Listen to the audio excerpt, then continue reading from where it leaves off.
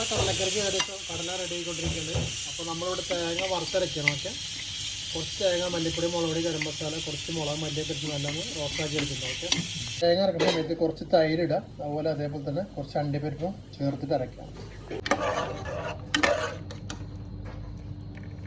First സാധനം ഉണ്ടാക്കുന്നത് ആദ്യം കടല റെഡി ആയിട്ടുണ്ട്. കടല കുറച്ച് ഉപ്പും മല്ലിപ്പൊടി, മുളക് പൊടി ഇട്ട് 4 പട പിടിച്ചിട്ടുണ്ട്. കടല റെഡിയാണ്. ഓക്കെ, അപ്പോൾ നമ്മൾ കടലക്കറിക്ക് ഉണ്ടാക്കാൻ ആദ്യം കുറച്ച് കറിവ് മനമാടൊന്ന് പൊട്ടിക്കും.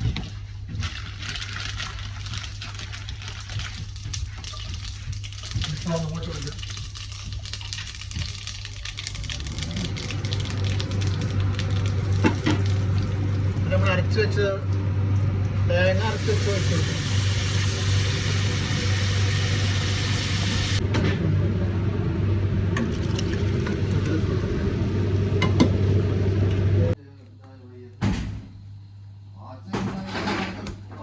ചൂടാവി പറഞ്ഞ് കിട്ടിയപ്പോൾ നമ്മളെ കടലക്കറിയാണ്.